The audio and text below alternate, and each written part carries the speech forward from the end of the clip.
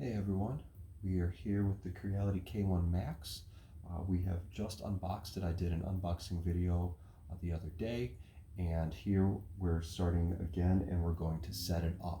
So there's a lot of things that are not mentioned in the install instructions anywhere. So it comes with a flash drive that it says you can plug into the computer.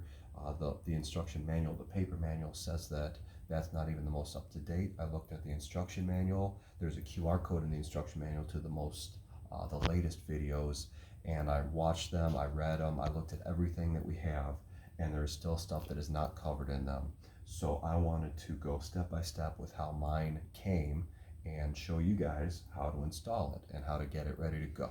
There's honestly not a whole lot to do, but it does take a little bit of looking and seeing what we have to make sure that we have everything set up correctly. And if you don't do it right, you will screw it up and you can ruin, at the very least, the bed. So there's a couple of set screws that you have to remove for installing. So let's go ahead and get started. So first things first, we're going to take the plastic off the door. If you're like me, you cringe at this. For if you get a new cell phone, I like to keep the plastic on as long as possible to give it kind of a second life, but honestly this, you almost have to take it off. So then on the inside panel there is one as well. We're going to take that off. So one of the things you have to do is install the door handle. So you can see right here there's two screws. There is nothing in the instruction manual anywhere that says to do it other than this package right here that shows to install the door handle. So this is the only instruction you get anywhere that says to do this. It's pretty self-explanatory, but I figured I'd cover it in depth because there is a little bit of nuance to it as far as orientation. So we have a handle, we have a metal, I'm not sure if this is the magnet or not, or if the magnet is inside the edge of the frame. And then there are two washers and two screws. So in order to install this as part of the toolkit, there are 4 Allen wrenches. This is the second smallest one. So there's going to be 2 processes that we do for this install video, and they both use this one, which is pretty nice. So we're going to take our handle, we're going to take this metal clasp. You might be able to see right here, there is a little bit of an indentation. This is a soft, almost rubbery. You might be able to see as I press on it that it's like self-healing, but it's a soft close, so it doesn't slam the door when you shut it.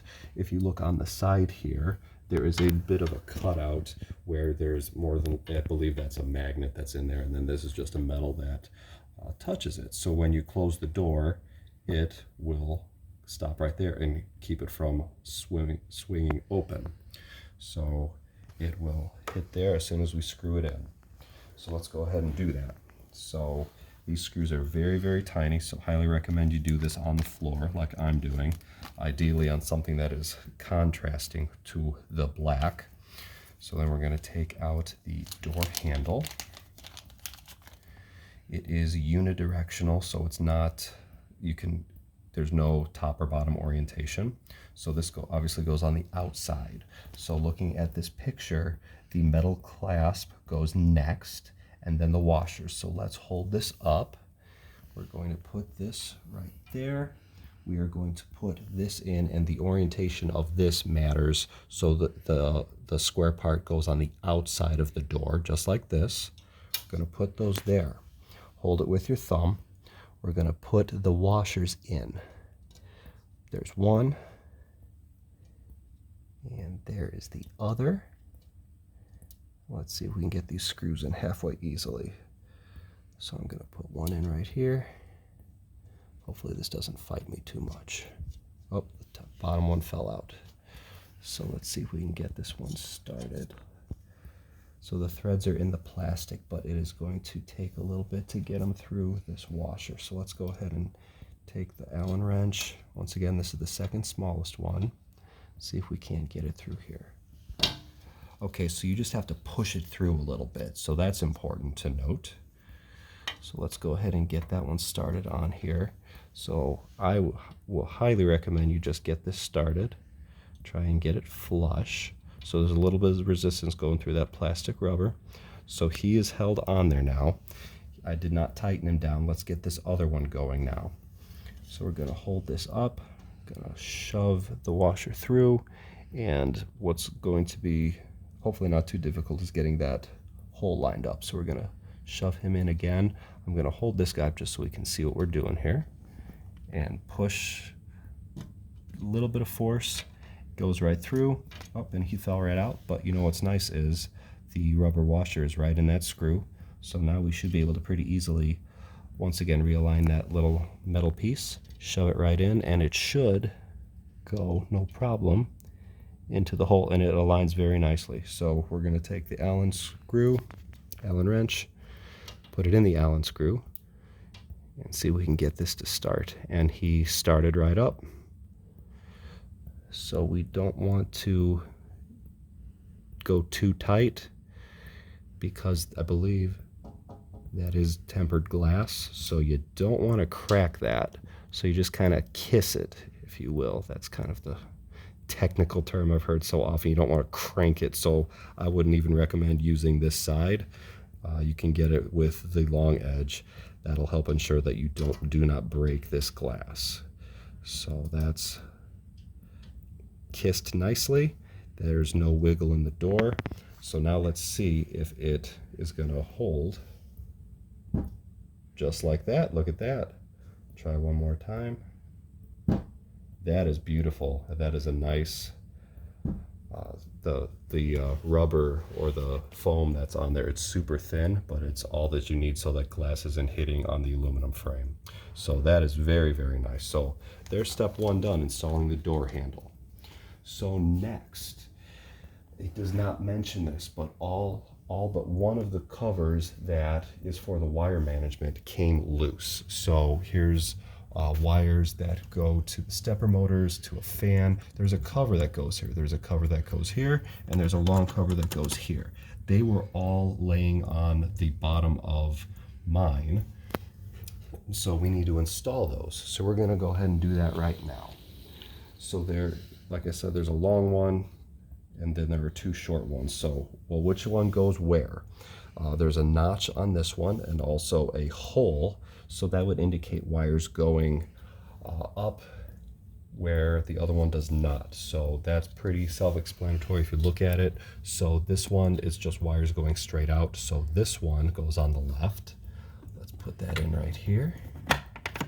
And he actually hangs out a little farther than the rest of the wires, or the backing for it, and that seems like that's just fine. So then this one goes, you can see the notch right there that corresponds to this, so we got to tuck this in a little bit and put that just like that. And you know what's kind of nice, I'll show you in just a second, that little notch you saw corresponds to this mounting plate for the stepper motor. So you can tell that's exactly where that goes. That's cut very, very nicely all around. That's awesome. Okay, so with those two in place, we have this last one. So there is this wire that goes to the fan, and we need to make sure there's a little notch right there that will hold that away once we get all the wires tucked in. So let's go ahead and get this in here, and there should be a notch, and there is. So it is important that that notch lines up with that hole. We'll see what we got going here. Now I see a problem already, because that notch does not seem to line up with where this hole is. You can see that there's no way that's going to work. So maybe that's why this was missing. We might have to take a little, either a Dremel tool or a notch and fix that, because if the height of it is good. Oh, you know what? I wonder if this lines up. This one lines up with the stepper motor up here. I didn't even notice that there were some wires that come out of there for that stepper motor. So that makes me wonder about this, unless the notch is, oh, you know what? I see what they did. So the notch goes far enough back, and you can kind of see right there that it'll just tuck in nicely behind there. So I see what they did. All right. So this notch correlates to the stepper motor wires that go out. And it's interesting that they didn't make a second one on the bottom, but it doesn't matter because that is in nicely. That's tucked away and it's not going to get caught on the bed, I don't think. Hopefully not. Actually, that's a good question right here. If this were all the way out, will that catch the bed? And it does not look like it. There's no way it's ever going to be. Worst case, might end up putting a little bead of hot glue there, or possibly get a screw or something to hold that back. Hot glue might be a good spot for that right there, just to ensure that it doesn't get screwed up. Okay, so that's step 2 of things that were not mentioned in any of the install videos. So another thing that I noticed that wasn't mentioned anywhere, I was under the impression that here's a hot end nozzle.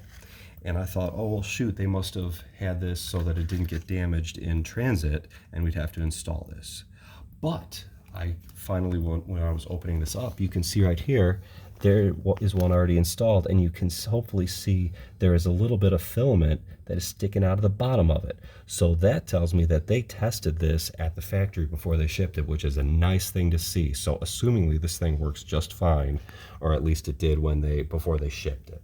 So that tells me that this guy is an extra. So these do go bad over time, and you will need to replace them. It's nice that they give you one straight away. So once again, big kudos to Creality for giving you some extra parts that you know that you'll need.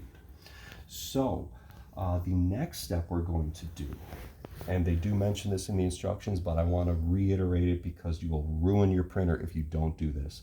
There are set screws that lock this bed into place for shipping purposes, and unless you're shipping it again, you never want these installed. If you do not remove these 3 set screws and you go to move this bed, you will strip the gears of your stepper motor and you will probably ruin those at the very least. So we want to make sure that we remove these. So at each of the 3 mounting points where you see the screws, at the very bottom there are 3 screws. So there's 2 black and 1 silver in the middle. We're going to adjust the camera here so you can see that. That silver one we are going to remove from all 3 places. You can see this yellow arrow pointing to them saying, hey, these are important. You got to get rid of them. So we're going to take that exact same Allen wrench that we were just using, and we're going to remove these. So we're going to start on this front left one. We'll see how loose these are. That's almost finger tight, so not very tight at all. And we are going to remove these. Let's see if I can do it with my fingers.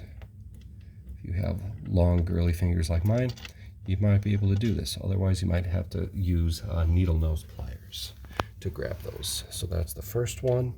Here's the second one. See how tight that one is. This one's a little tighter, but definitely something you can get with the long end where you don't need all that much force. Here's number 2. And don't forget the third one in the back. So you probably won't be able to see it. You can see the arrow, but I will get this one. About the same, just barely finger tight. Comes right out. This one might be a little difficult to get out. So he is loose. And do I have a way to grab that right now? That is going to be a great question.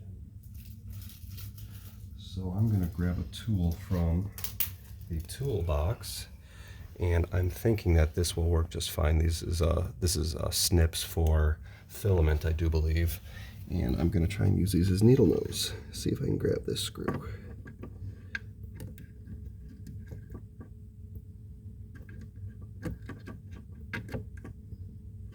Alright, so it is just barely touching the thread, so I need to loosen this up a little more.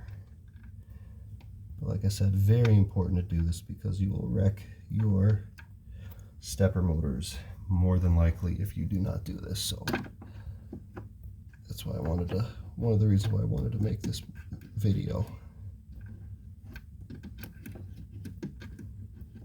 And of course, this one's being a huge pain. So I'm going to try and screw in this a little bit more. See if I can get it out. And I'm going to try one last time with this, and if not, I'm going to pause this video and get some needle nose pliers. Yep, I'm going to pause it and get some needle nose. So here. Okay, so pro tip, always get the right tool for the job. So I got my needle nose pliers, but I also got another tool that I have, which is just a magnetic on an extendable rod. And what's nice about these, they look to be stainless steel screws. They will grab this. So I'm going to see if I can just get it straight away. So I'm going to come in from the top. So that went to the hotbed. So I need to unscrew this just a little bit more, and hopefully I can grab it with this magnet. Hopefully I don't jack it up. Okay.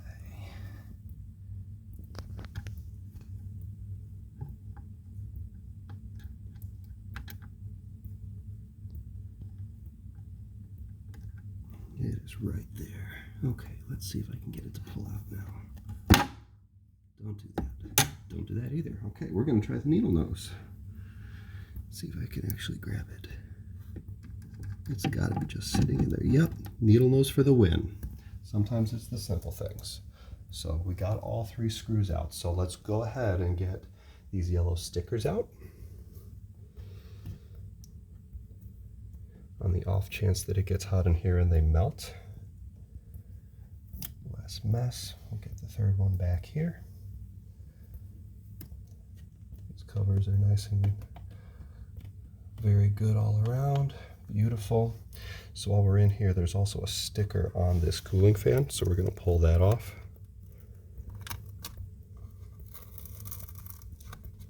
Go slow because it looks like it'll leave residue otherwise. I'm getting a little residue. I can clean that off later. Oh, got most of it right there. Beautiful. Look at that. Little things in life. There we go. Okay. So something that I was trying to be careful of when I was putting this together was not to touch the hot end and this XY as it moves. But it turns out in the instructions, it wants you to grab this and do it gently and move it and make sure that it moves freely, which it does all the way, front and back. So no issues there from what I can see. Okay, so the next thing we need to do is take off this protective surface film before you use. So we're going to do that. A nice clean hotbed. Never going to be this clean ever again. So something to be aware of. Something important to see right here. Please apply glue before print. That's to help the first layer to stick and not to screw up. Now, keep the camera right there. There is some foam down here. And you might say, hey, let's just pull that out. You can't. There is packing foam that is underneath the hotbed, and it goes underneath this entire thing. You cannot get it out yet. So at some point when you move the bed up, there is foam under here that you'll have to grab. So that is another thing that is not mentioned anywhere. So something to be aware of. So the next step, and we are almost done. So we've got our screen to put on. So this uses a ribbon cable you can see right here, and it goes into the back of the screen. And then there are 2 male and female slots once you put that in, and then it's going to slide right down, and there's a little bit of a break in the glass that will compensate for where this sits. So it sits a little bit above the bottom of the frame, and there is I can actually show you right now, when you shut the glass, there is a cutout for that once you get it in place, and it will clear it. So that's kind of nice. So let's go ahead and get this together. So we'll leave this on. So this is a touch screen, so we'll be touching it all the time. I'm always worried about getting things fingerprinted up and nasty, but we'll be touching it all the time. So be very careful with this ribbon cable, because if this gets damaged, you're kind of hosed. You have to order another one. So that sticker comes right off, and we are going to put this in very, very carefully. So there are, if you've never used these before, there are push pins on the side, and you can squeeze it and it releases if you're to take this out. So this is just going to gently fold down, and you're going to bring it up. And we're just going to be as gentle as you can with this, because you do not want to damage the cable or the connector. So I'm just going to push ever so slightly on each end. See if we can get this to lock in. There's one side. Actually, I think that's both sides. Yep. That's all it was. So if you ever need to take that off, there are these two pins on the side. Squeeze those together and it should pop right out. But that is connected. Yes, it is. Okay, so now we're going to take these slots, align them in here, and there's a big hole at the top, and then it slides down, and you got to get them all the way to the bottom or else it's not going to clear the door. So we're going to do that right here. Get it right in there. And this screen is angled a little bit, so keep that in mind that you want to kind of initially put them in, angle it the way it will be angled, and then slide it down. And there we go. So I had to kind of walk that down a little bit, and I think that's good right there. So now let's see if that clears. That should be good. Oh, it does. Look at that. Yay for Creality with attention to detail with tolerances. That's nice. That's very nice. So we can go ahead and take this off. Once again, it'll never look this good, so savor it. Ah. If anyone's a Big Bang Theory fan, you saw them get new phones and they were savoring pulling that off, and I always laugh whenever we do that because I find that hilarious. So I believe that is it. Oh, you know what? We have one final thing that we can do, and that is to put on the top panel that I've got over here. So this one is another glass panel, and there is no hinges on this, so we do have plastic that we can take off of both sides. Once again, it's completely fingerprint free. Pull that off. So this looks to be the exact same. Yeah, that's glass. I believe the side panels are plastic, whereas this door and the top are glass. So that's something interesting to note. Yeah, but there's definitely flex to these side panels. Definitely not on the doors or the top. So this is that the exact same handle? It sure is. Yay for consistency of design. And it probably has the same screws. Yep, and it has the same washers. So just for reference. But if you look on top, it has the same foam. Actually, this looks to be a little thicker than what's on the front. But don't ding that like I just did. Thankfully, it didn't make any marks on anything, so just be real careful when you put it in.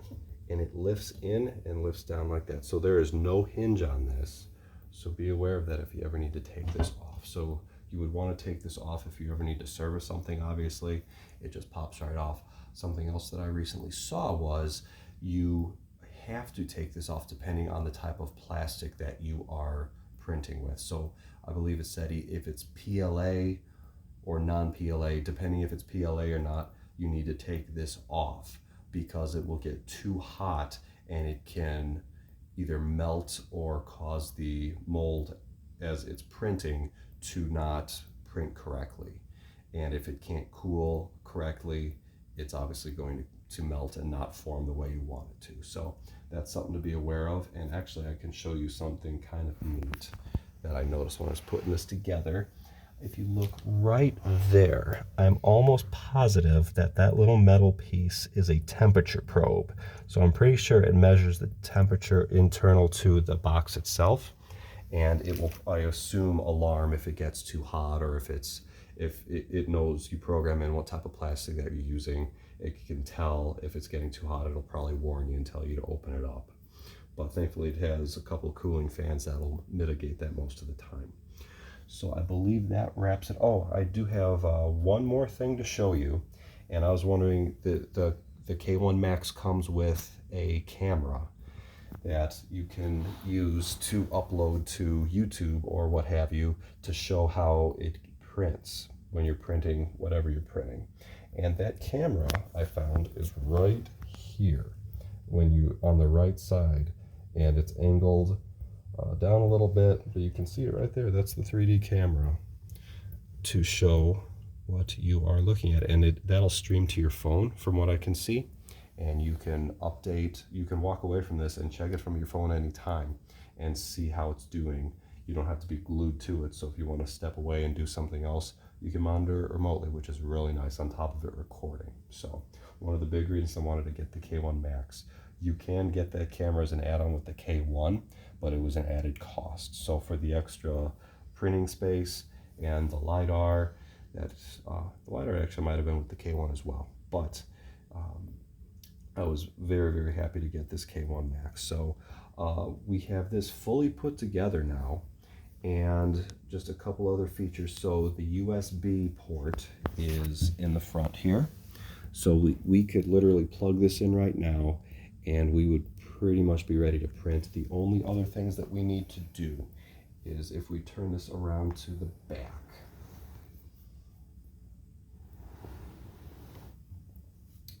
And actually, I can do it right now because I have it right here. So the filament handle goes right here, twisted clockwise, locks into place. You put the filament reel right here, and then you put it into this tube. This tube runs into the top inside, and it goes to the hot end right here. So once we turn this on, it'll set, I believe, I'm almost positive it puts you through the instructions to do that, and I believe it has to heat up, and it might clear out what's in it already, but I believe it automatically does that stuff once you feed it through. So it should be very, very self-explanatory. The only other things back here, we've got our power plug-in right there. So the supplied cable plugs in right there. We've got our power switch in the back here. So just be aware when you're wanting to turn it on, you got to come from the left side. If you're facing it, just reach around and turn that on. And then what's really nice, a very nice thing about the K1, I believe it's on the K1, but definitely on the K1 Max there, you have an Ethernet port.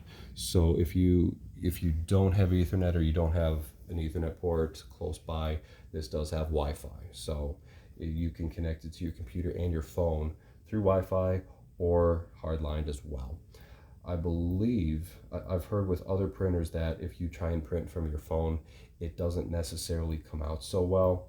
And I don't know why that is. That doesn't make sense to me, but I don't know if it's just because there is limited memory on other types of printers. I believe this one has a lot of RAM and some good disk space so that it can pull whatever you're trying to do, and it's not trying to basically pull it from a location and then try and print it and process it. I believe it'll store it on here regardless of how you get it to it. So a lot of great features on this K1 Max. I cannot wait to start printing with it, so I'm sure I will get a couple videos out sooner than later to show how it works. So thanks for watching. Hope it'll help you out. Have a good day.